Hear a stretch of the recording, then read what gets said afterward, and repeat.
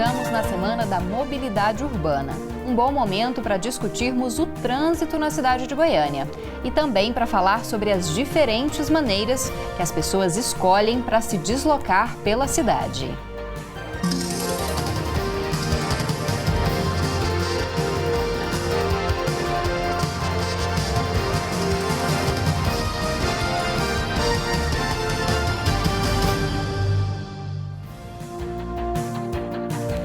Olá! Hoje nós temos muito assunto para debater, já que vamos falar da mobilidade urbana em Goiânia.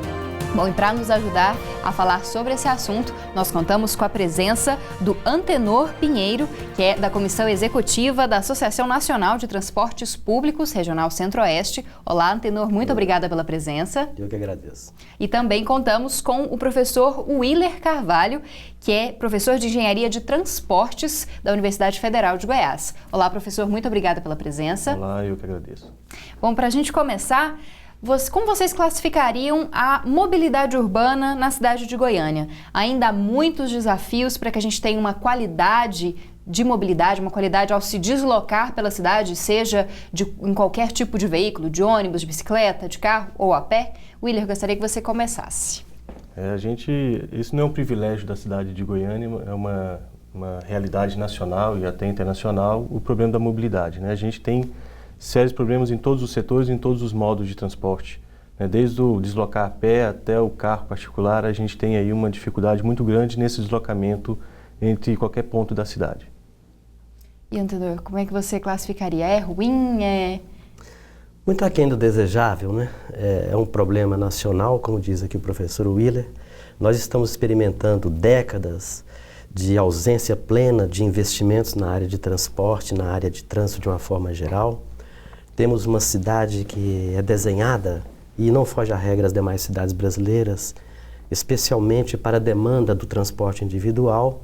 Chega um momento em que a frota satura o sistema viário, chega um momento em que a acidentalidade provoca de forma evolutiva a morbimortalidade no trânsito, de sorte a elevar a cidade de Goiânia como uma das cidades mais violentas do trânsito no Brasil.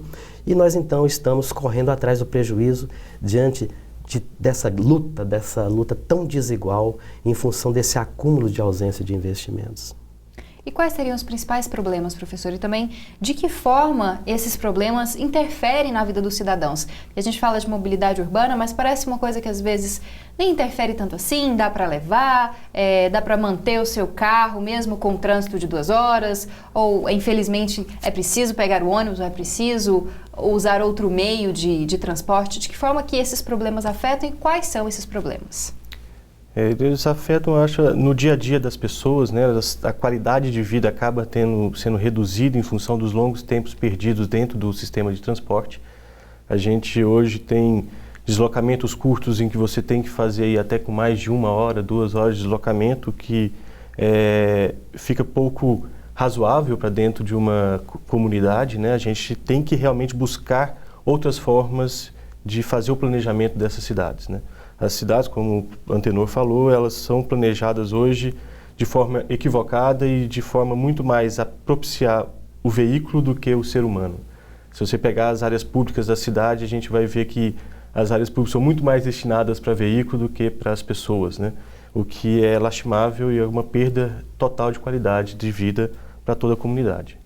Também falta investimento em outros tipos de mobilidade, né? Falta investimento e falta também uma cultura também, né, das pessoas em olhar outros modos de transporte com outros olhares, né? Que a gente tem ainda um culto ao carro, né, ainda infelizmente, que é muito grande e às vezes aquele que usa a bicicleta ele é meio que taxado como o estranho dentro daquele grupo da sociedade, né? Infelizmente a gente tem que fazer essa mudança e tem que realmente mudar também essa política, né?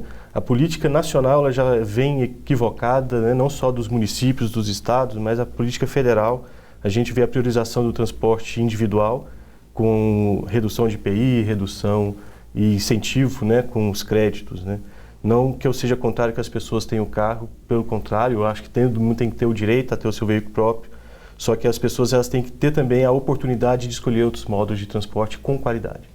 Porque na verdade não é a questão de ser contra o automóvel. Eu, pessoalmente, acho que todo brasileiro tinha que ter 10 carros, 15 motos. Não é esse o problema. O problema é racionalizar o uso disso, né, no sistema viário.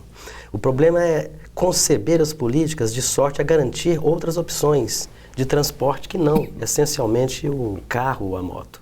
Isso nós estamos atrasados, mas muito mais atrasados que outros países mais pobres do que nós, aqui na América do Sul, na América Latina. Nós ainda temos as calçadas como uma obrigação do proprietário do imóvel. Isso é um absurdo, porque a calçada, tecnicamente, juridicamente falando, ela faz parte da via pública e, como tal, ela deveria merecer a atenção do poder público, não só na sua elaboração, como também na sua implantação e manutenção. Nós ainda temos no imaginário da população que andar de ônibus é coisa de pobre. De bicicleta é coisa que não tem o que fazer, é o esportista, é o rapaz que vai sair no fim de semana com o filho para o lazer. Não, transporte insere a bicicleta como um modal importante, inclusive em cidades de países do terceiro mundo. Se eu for falar de bicicleta na Europa, na Holanda, na América do Norte, no Japão, Singapura, é covardia. Mas aqui, na América do Sul mesmo, nós já temos exemplos que a bicicleta é um fator preponderante, fundamental para as respostas diante da crise de mobilidade. Então nós estamos muito atrasados. E o que nós precisamos é de cada vez mais ousar ocupar os espaços em todas as possibilidades, seja na mídia, seja nos fóruns, para definitivamente sensibilizar os atores políticos para inverter essa matriz de raciocínio, essa ordem descabida que ainda insiste em prevalecer nas políticas de mobilidade do Brasil. O senhor falou das calçadas, as pessoas se esquecem que quando elas descem dos carros, elas também são pedestres, né? E as calçadas de Goiânia, só para começar, são difíceis. Nós fizemos recentemente uma matéria com 2 pessoas que não enxergam e que têm uma dificuldade enorme de conseguir se locomover por causa dos buracos, dos desníveis, da situação calamitosa das calçadas. Se para as pessoas que não têm deficiência física já é um problema, imagine para as pessoas que têm deficiência física e pior, deficiência física visual, né? Quer dizer, elas são penalizadas 2 vezes. Por terem uma deficiência e por não terem um sítio urbano adequado para os seus deslocamentos. Então, nós temos um grave problema aí de inclusão social nas políticas de mobilidade das nossas cidades. É possível mudar? É, basta querer. É só cumprir o que já está na lei. Porque lei nós temos demais, né, professor Willer? Muito. O que nós não temos é a efetivação das leis, é a atitude do governo, nas 3 esferas de governo, para fazer a coisa acontecer. E a população já tem conseguido pensar melhor sobre mobilidade também? Eu acho que as pessoas, todo mundo tem a consciência da dificuldade da mobilidade, né? Mas pensar tecnicamente ou pensar de forma efetiva de como mudar, eu acho que ainda falta um pouco na educação básica, né? Trazer um processo educacional que venha desde a criança, porque ela talvez consiga até mudar mais facilmente o pai do que uma multa, né? Porque a criança, às vezes, ela vê o pai fazendo alguma coisa errada, os pais, e ela já corrige naquele momento, né? A gente tem uma deficiência muito grande nesse processo de educação. O Antenor falou aqui da cidade de Goiânia, que é extremamente violenta, né, no trânsito. Teve um estudo recente que apontou ela como a 6ª capital do país em número de acidente. E isso é um prejuízo para a sociedade muito grande, né? São mais de 2 mortes por minuto no mundo em cima de trânsito, né? Então, isso é uma calamidade para a sociedade. Bom, a gente vai ter que ir para um rápido intervalo. No próximo bloco, nós continuamos conversando a respeito da mobilidade urbana na cidade de Goiânia. Não saia daí.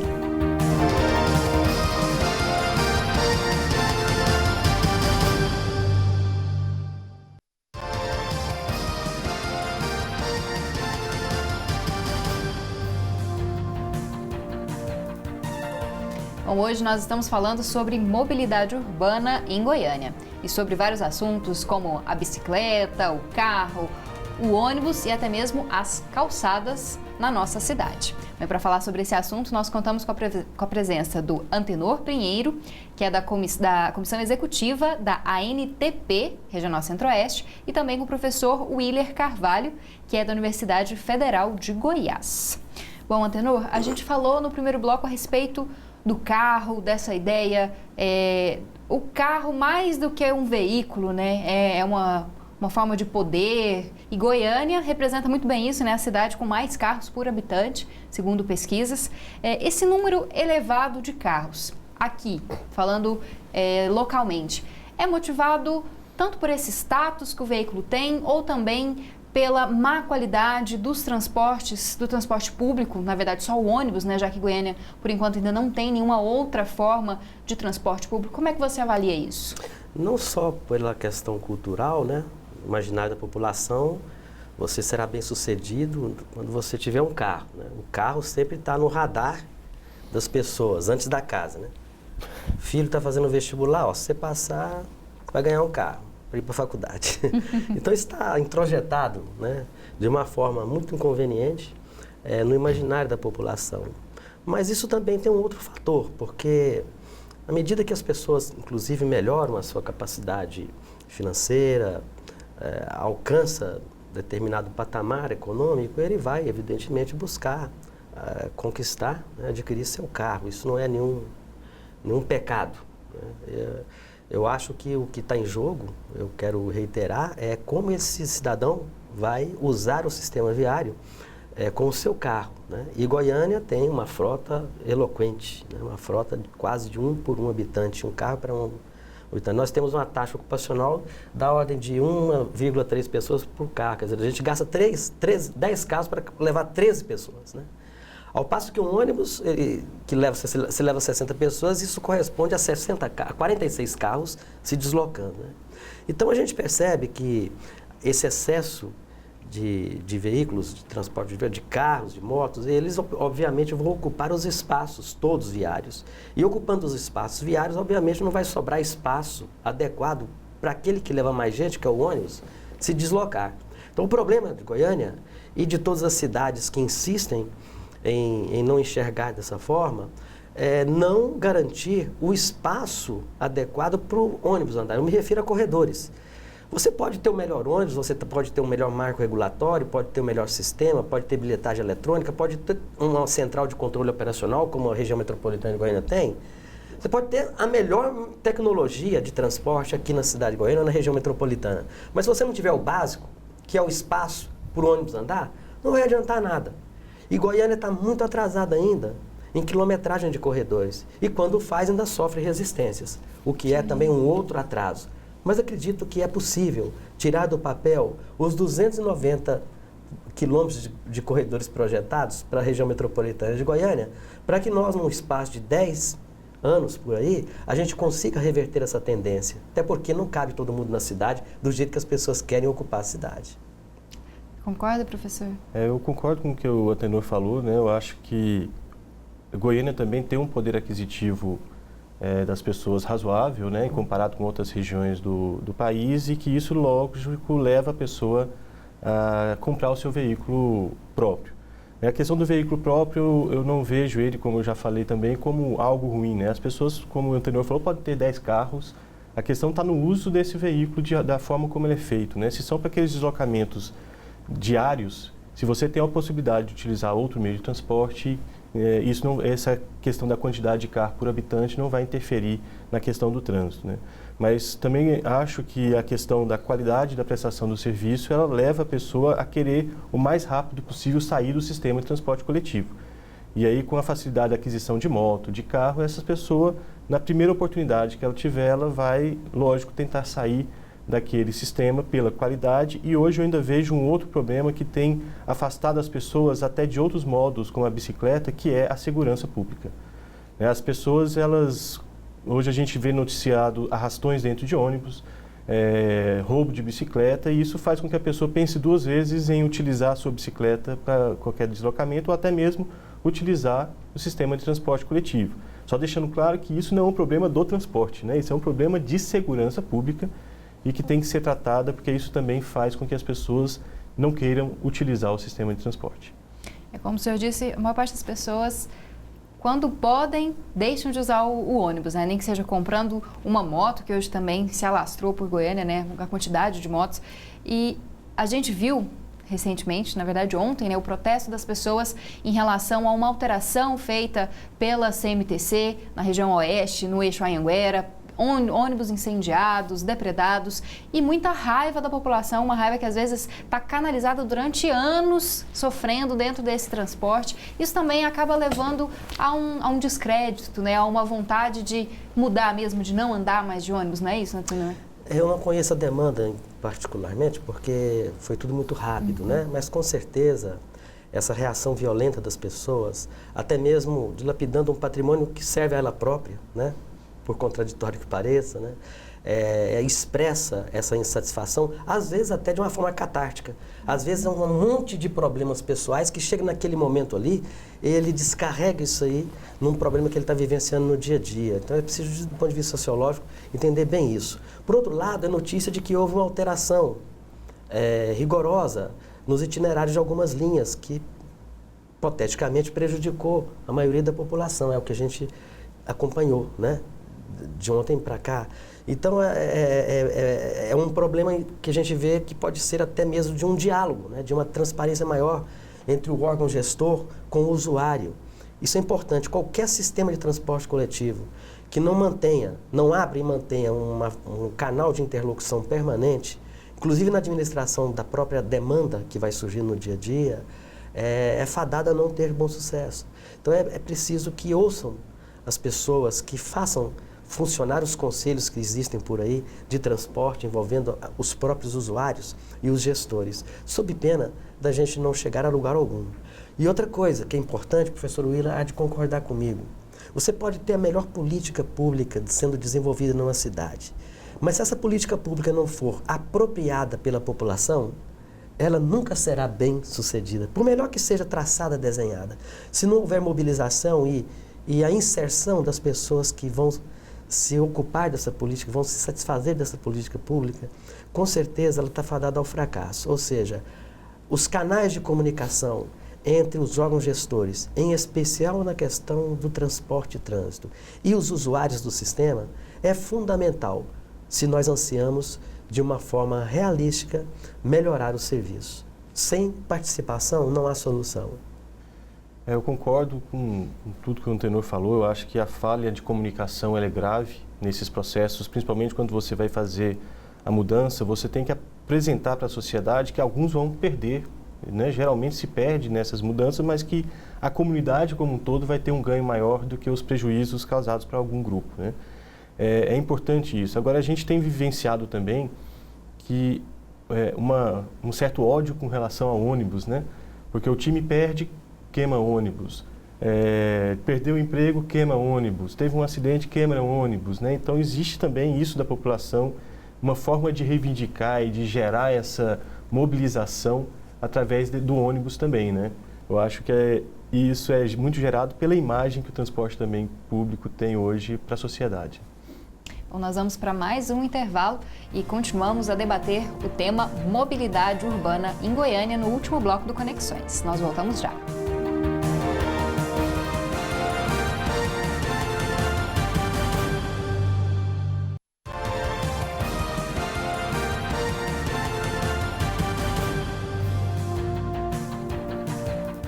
Voltamos com Conexões, que está no último bloco. Nós vamos finalizar o debate que hoje trata da mobilidade urbana em Goiânia. E nós estamos conversando com Antenor Pinheiro, que é da Comissão Executiva da Associação Nacional de Transportes Públicos Regional Centro-Oeste, e também com Willer Carvalho, que é professor de Engenharia de Transportes da Universidade Federal de Goiás. Bom, Willer, a gente falou um pouco de transporte público, na verdade de ônibus, né, em Goiânia. Agora existe a ideia, né, a construção já do BRT. Esse BRT, ele pode alterar de alguma forma o transporte coletivo? Ele pode melhorar o transporte coletivo? Essa é uma saída viável para Goiânia? Ou a cidade necessitaria mesmo da construção de um metrô, por exemplo, ou de alguma outra forma de transporte? O BRT eu vejo como uma alternativa bem vantajosa para cidades, com baixo custo de construção, ainda mais que a gente vive hoje nessa crise. Então a gente precisa realmente ver alternativas que também não leve o Estado ou o município, né, para uma crise ainda maior. Ele tem que ser bem planejado e realmente ser feito na concepção de um BRT. Não adianta você chamar de BRT e ele não ser um BRT. Um BRT tem que operar quase que como um metrô, né, com a confiabilidade de um metrô, sem o mínimo de interrupção do trânsito possível. Então, sendo construído nessa concepção, ele traz realmente vantagens principalmente para aquelas regiões mais lindeiras àquele corredor. Então, mas ele tem que efetivamente ser o que a gente chama de projeto fachada a fachada, com toda uma integração com a cidade, que a gente já tem um BRT, um chamado BRT em Goiânia, que é o Eixo Anhanguera, que tem uma série de deficiências e que inclusive conseguiu degradar algumas regiões por onde ele passa, né? Então a gente não pode repetir o mesmo erro do passado. Até porque o BRT enseja necessariamente um projeto de reurbanização ao longo do eixo, né? Não é só um projeto de transporte. Eu vejo que o BRT pode evoluir, não é assim que está construído, mas poderá evoluir para um grande projeto de repaginação urbana no eixo norte-sul da cidade de Goiânia. Mas já vem com um defeito de fábrica, né? Porque não aproveitaram a importância do sistema cicloviário para inserir junto ao BRT uma faixa cicloviária, né? Poderia ser também uma componente de integração futura de outros eixos cicloviários que poderiam abastecer o eixo, né? Alegam que houve problema técnico em função da largura da bitola da caixa viária, com o qual eu discordo. É facilmente possível você inserir a ciclovia ali. Ao mesmo tempo, as calçadas, que têm que merecer também atenção, garantir melhores acessos para se usar o BRT. Agora, sem sombra de dúvidas, o metrô, o VLT, qualquer solução sob trilho, ela é bem-vinda, embora seja infinitamente mais cara. Mas enquanto nós ainda não esgotamos a capacidade sobre rodas, não há que se falar ainda nessa solução. Se nós tivéssemos pensado nisso na década de 80, como até foi pensado, mas por razões políticas foi deixado de lado, nós já teríamos um sistema metroviário em Goiânia funcionando muito bem, né? Mas como não tivemos essa percepção, não temos essa tradição de pensar a cidade lá na frente, mas sempre pensar a cidade para os mandatos eletivos, nós estamos mais uma vez pagando o pato, né? E ele vem com um atraso também fenomenal e vem sendo resgatada, portanto, uma importante política. Não sei se vai ter fôlego orçamentário e financeiro para ser concluído. Mas já é um bom... É porque eu estou muito pessimista, professor. São 30 anos observando, analisando, debatendo, até participando de algumas gestões, e a gente vê que a falta de atitude ainda é uma constante, né? Então eu espero que isso não seja um problema, né? Para que nós possamos ter um BRT concluído, em vez de termos um BRT inconcluso, assim como foi o VLT de Cuiabá, que era para ser inaugurado na Copa e até hoje está lá aberto, com um sério problema para a cidade. A gente falou... A gente tem vários exemplos, né, de obras não conclusas aí, a gente tem Belém, tem Brasília, e isso a gente realmente tem que evitar, né? E como ele falou dos outros modos, né, de metrô e tudo, eu sempre gosto de citar um exemplo, né? A gente tem a Grande Lisboa, né, com quase a mesma população de Goiânia, e se você pegar aqui como transporte público, aqui a gente tem o táxi, o mototáxi e o ônibus, e lá você vai ter o trem urbano, o bonde, o metrô, o táxi, o ônibus, o barco, também para transporte urbano, com a mesma população. Ou seja, você oferece para a população uma diversidade maior de modos de transporte, né? E isso é importante que a gente comece a pensar também para os modelos brasileiros. E olha que nós estamos falando de um país pobre. Sim. Portugal é muito mais pobre que o Brasil e oferece soluções de primeiro mundo, né? E nós ainda estamos ali engateando ainda. O metrô de São Paulo ainda está lá na década de 70, né? Muito menos aqui. Mas já é um bom começo. A gente vê uma gestão da prefeitura preocupada com o resgate da capacidade cicloviária, com BRT, com corredores, com calçada. Já é um bom sinal. É preciso que haja coordenação, articulação entre essas políticas, fôlego orçamentário e financeiro, vontade política, né, para que possa ser mantido esse projeto, de sorte a que ele permaneça ao longo dos vários mandatos sucessivos e não apenas um projeto que deve ser iniciado e terminado num só mandato. É preciso saber planejar a cidade para daqui a 15, 20, 30 anos e não dentro dos mandatos eletivos. Isso é que prejudica, isso que machuca qualquer política pública. Bom, e para finalizar, já que a gente falou em vários momentos sobre as bicicletas, né? e também sobre outras formas de transporte, outras formas de mobilidade que não só o carro, não só o privilégio ao veículo. Como mudar a visão das pessoas em relação à bicicleta? A gente vê a construção de ciclovias aqui em São Paulo também, mas vê o preconceito das pessoas, por que estão fazendo uma ciclovia ou por que estão fazendo um corredor exclusivo para ônibus se já tem muito carro, se o trânsito está ruim, por que privilegiar o ônibus ou a bicicleta? A gente até viu recentemente o caso de um ciclista que foi atropelado numa faixa, numa ciclofaixa, porque o motorista não concordava com aquilo. Como mudar a mentalidade das pessoas para que elas também tomem frente desse processo de mudança, Tenor? Enfrentando o problema. Não há solução de mobilidade sem desgaste como consequência. Não tem como você agradar gregos e troianos. O gestor tem que optar ou por uma mobilidade baseada, isso já é lei, não é um arbítrio, não é uma decisão unilateral de um prefeito, é lei, está lá na Lei Nacional de Mobilidade Urbana.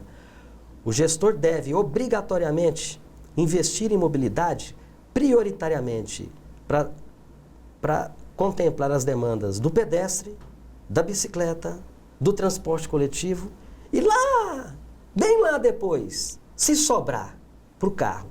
O bom gestor e moderno gestor é aquele que dificulta o uso do transporte individual, trabalhando uma política de desestímulo ao uso do carro e da moto e, ao mesmo tempo, trabalhando uma política de migração gradativa entre o usuário do transporte individual para o transporte coletivo. E não estamos inventando a roda, né? Isso é o que aconteceu em todas as cidades que souberam administrar bem e hoje têm um melhor sistema de mobilidade, sejam cidades ricas, sejam cidades pobres. Essa mudança ela realmente tem que passar pela coragem do gestor. A gente tem visto aí ações, né? Eu acho que Goiânia, pela primeira vez, começa a se pensar mais em bicicleta, né? Antes não tinha nenhum tipo de ação. Agora essas ações elas têm que ser realmente articuladas com outras, não podem simplesmente pintar uma faixa e não avisar para a comunidade que aquilo ali é para o ciclista e como que vai ser usado e como deve ser usado. Então, eu acho que precisa também campanhas para realmente motivar o uso, porque senão as pessoas não vão começar a usar. E a gente tem que ter aí políticas realmente voltadas, como o Tenor falou, de não ficar apenas num único mandato, de isso se propagar para virar realmente uma política e não apenas uma ação de um determinado governante, porque senão a gente não tem continuidade e aí tudo que se fez e que ganhou se perde a partir de um novo mandato. E isso é um prejuízo muito grande que a gente vem acompanhando na sociedade, né?